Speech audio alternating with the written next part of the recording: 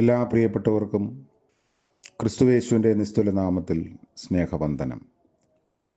ഇന്നത്തെ നമ്മുടെ ധ്യാനത്തിനായി അപ്പോസ്തല പ്രവൃത്തികൾ 10-ാം അധ്യായം 25 മുതൽ 28 വരെയുള്ള വാക്യങ്ങൾ. അപ്പോസ്തല പ്രവൃത്തി 10-ന്റെ 25 മുതൽ 28 വരെ. പത്രോസ് അകത്ത് കയറിയപ്പോൾ കൊർന്നല്യോസ് എതിരേറ്റ് അവൻ്റെ കാൽക്കൽ വീണ് നമസ്കരിച്ചു. പത്രോസോ, എഴുന്നേൽക്ക, ഞാനും ഒരു മനുഷ്യനത്രേ എന്ന് പറഞ്ഞ് അവനെ എഴുന്നേൽപ്പിച്ചു. അവനോട് സംഭാഷിച്ചും കൊണ്ട് അകത്തിയെന്നു. അനേകർ വന്നുകൂടിയിരിക്കുന്നു കണ്ട് അവനോട്, അന്യജാതിക്കാരൻ്റെ അടുക്കൽ ചെല്ലുന്നതും അവനുമായി പെരുമാറ്റം ചെയ്യുന്നതും യഹൂദന് നിഷിദ്ധം എന്ന് നിങ്ങൾ അറിയുന്നുവല്ലോ. എങ്കിലും ഒരു മനുഷ്യനെയും മലിനനോ അശുദ്ധനോ എന്ന് പറയരുതെന്ന് ദൈവം എനിക്ക് കാണിച്ചു തന്നിരിക്കുന്നു. കർത്താവിൻ്റെ പരിശുദ്ധ നാമം വാഴ്ത്തപ്പെടുമാറാകട്ടെ. പുതിയ ദിവസം, ആഴ്ചയുടെ അവസാന ദിനമായ ശനിയാഴ്ച പ്രഭാതം നമുക്ക് ദൈവം ദാനമായി നൽകിയിരിക്കുന്നു. ജാതികളുടെ അപ്പോസ്തോലൻ എന്ന് പരക്കെ അറിയപ്പെടുന്നത് വിശുദ്ധ പൗലോസ് ആണെങ്കിലും വിജാതിയരിൽ നിന്നുള്ള ആദ്യ ഫലത്തെ നേടാൻ ദൈവം ഉപയോഗിച്ചത് വിശുദ്ധ പത്രോസിനെയായിരുന്നു. ഫിലിപ്പിൻ്റെ കൈസരിയിൽ വെച്ച് ദൈവരാജ്യത്തിൻ്റെ താക്കോൽ അവനെയാണ് യേശു കർത്താവ് പരമേൽപ്പിച്ചത്. പരിശുദ്ധാത്മാവ് അത്ഭുതകരമായി പത്രോസിനെ ഉപയോഗിച്ച വിധമാണ് ഈ 10-ാം അധ്യായത്തിൽ ആരംഭം മുതൽ നമ്മൾ വായിക്കുന്നത്. യോപ്പയിൽ തോൽക്കൊലനായ ശീമോൻ്റെ അതിഥിയായി പാർക്കുന്ന പത്രോസ്.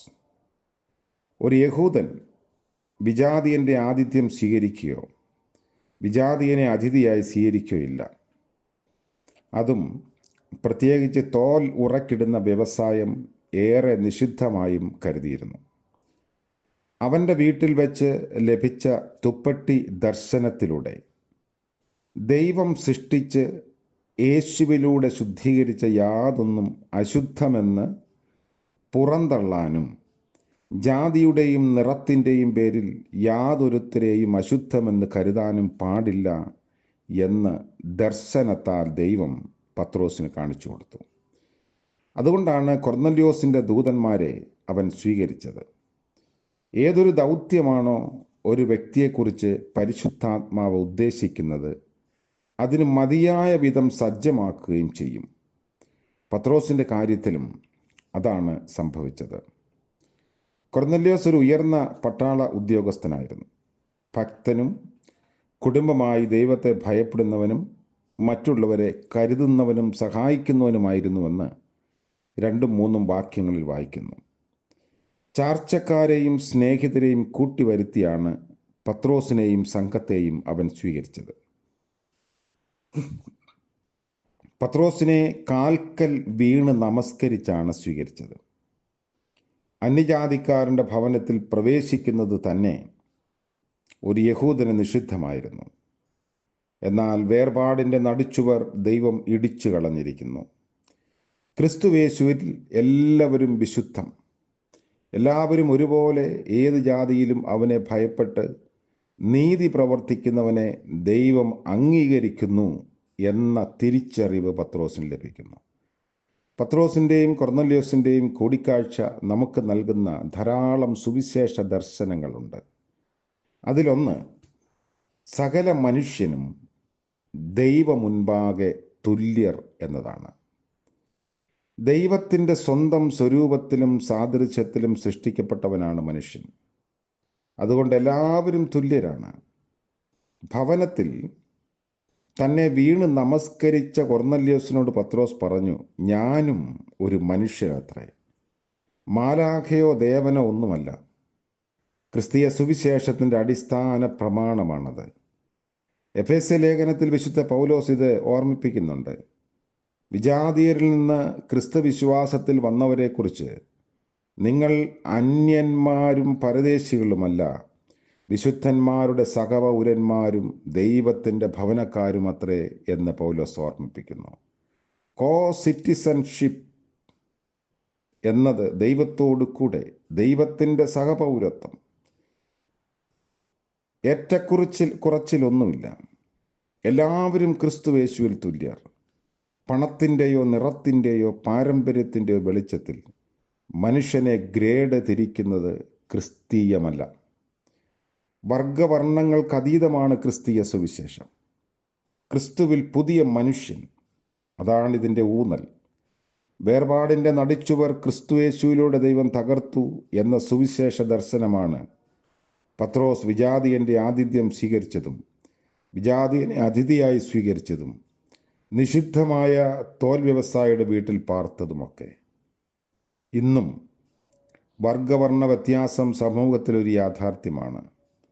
അവ അകൽച്ചയ്ക്ക് ഉപാധിയാക്കാതെ യേശുക്രിസ്തുവിലൂടെ അനുഗ്രഹ മുഖാന്തരമാക്കാൻ നമ്മൾ ശ്രദ്ധിക്കണം. വൈവിധ്യങ്ങൾ അവയിൽ തന്നെ തെറ്റല്ല. പ്രകൃതിയിൽ തന്നെ വിവിധത്വം മനോഹാരിതയ്ക്ക് മുഖാന്തരമായി അനുഭവപ്പെടുന്നുണ്ട്. ആഫ്രിക്കയിൽ അച്ചി മോട്ടോ കോളേജിൻ്റെ പ്രിൻസിപ്പലായിരുന്ന ഡോക്ടർ അഗ്രി കോളേജിൻ്റെ മോട്ടോ വ്യക്തമാക്കുന്ന ഒരു എംബ്ലം അത് അദ്ദേഹം സ്വീകരിച്ചത് ഒരു പിയാനോയുടെ കീബോർഡാണ്. വെളുത്തതും കറുത്തതുമായ കട്ടകളുണ്ട്, ചെറുതും വലുതുമുണ്ട്. അങ്ങനെ വേണം. വിദഗ്ധനായ ഒരു പിയാനോ വായനക്കാരൻ്റെ കരവിരുതിന് അവ വിധേയമാകുമ്പോഴാണ് ഇമ്പമുള്ള സംഗീതം അതിൽ നിന്നുയരുന്നത്. അതുകൊണ്ട് വ്യത്യാസങ്ങൾ എടുത്തു പറഞ്ഞ് അകലാതെ ക്രിസ്തുയേശുവിന് വിധേയപ്പെടുത്തി അവ അനുഗ്രഹ മുഖാന്തരങ്ങളാക്കി തീർക്കുമ്പോഴാണ് ദൈവരാജ്യം അവിടെ സംഗതമാകുന്നത്. നമുക്ക് പ്രാർത്ഥിക്കാം. ക്രിസ്തുയേശുവിലൂടെ ഞങ്ങളെ തുല്യരായി എണ്ണുകയും വീണ്ടെടുക്കുകയും ചെയ്ത വാഴ്ത്തപ്പെട്ട കർത്താവേ, വേർപാടിൻ്റെ നടിച്ചുവർ ഇടിച്ചു കളഞ്ഞ് സകല മനുഷ്യരെയും തന്നിൽ ഒന്നാക്കി തീർത്തുവല്ലോ. ഇന്നത്തെ പുതിയ ദിനത്തിൻ്റെ പ്രഭാതത്തിൽ ഈ ഒരു തിരിച്ചറിവ് ഞങ്ങളെ ഭരിക്കുമാറാകണമേ. ഇന്നത്തെ പകൽക്കാല ജീവിതത്തിൽ എല്ലാവരോടും സമാന നിലപാട് സ്വീകരിപ്പാനുള്ള ഹൃദയവിശാലത ഞങ്ങൾക്ക് നൽകണം എന്ന് പ്രാർത്ഥിക്കുന്നു. ഞങ്ങളുടെ സമൂഹത്തിൽ നിലനിൽക്കുന്ന ഇത്തരത്തിലുള്ള എല്ലാ ജാതീയ പ്രശ്നങ്ങളെയും അസമത്വങ്ങളെയും ഒക്കെ ഓർത്ത് കർത്താവെ ഞങ്ങൾ പ്രാർത്ഥിക്കുന്നു. ദൈവ രാജ്യത്തിൻ്റെ സ്വഭാവത്തിൽ എല്ലാവരും ജീവിപ്പാനിടയാക്കണമേ. ഇന്ന് ഞങ്ങളുടെ ജീവിതത്തിൻ്റെ ആവശ്യങ്ങളുടെ മധ്യത്തിൽ അവിടുന്ന് കൂടെ ഇരിക്കണമേ. സഹയാത്രികനായി ഞങ്ങൾക്ക് അങ്ങയുടെ ദർശനം നൽകി ഓരോ നിമിഷവും നടത്തണം എന്ന് പ്രാർത്ഥിക്കുന്നു. ഞങ്ങളുടെ കാലുകൾ ഇടറിപ്പോകാതെ, മനസ്സ് പതറിപ്പോകാതെ സൂക്ഷിച്ചുകൊള്ളണമേ. ഇന്ന് ജന്മദിനം ആഘോഷിക്കുന്ന പ്രിയപ്പെട്ടവർക്ക് വേണ്ടിയും വിവാഹ വാർഷികം ആഘോഷിക്കുന്നവർക്ക് വേണ്ടിയും പ്രാർത്ഥിക്കുന്നു. പിന്നിട്ട ജീവിത വഴിത്താരകളിൽ ലഭിച്ച ദൈവകൃപയെ ഓർത്ത് പുതിയ പ്രതീക്ഷയോടും വെളിച്ചത്തോടും കൂടെ പുതിയ അനുഭവങ്ങളിലേക്ക് പ്രവേശിപ്പാൻ സഹായിക്കണമേ. യേശു മശിഹ മൂലം പ്രാർത്ഥിക്കുന്നു. കൃപയോടെ കേൾക്കുമാറാകണമേ. ആമേൻ. സകല ബുദ്ധിയെയും കവിയുന്ന ദൈവിക കൃപയും അനുഗ്രഹവും കാവലും നാം എല്ലാവരോടും കൂടെ ഇന്നും എന്നേക്കും ഉണ്ടായിരിക്കുമാറാകട്ടെ. ആമേൻ.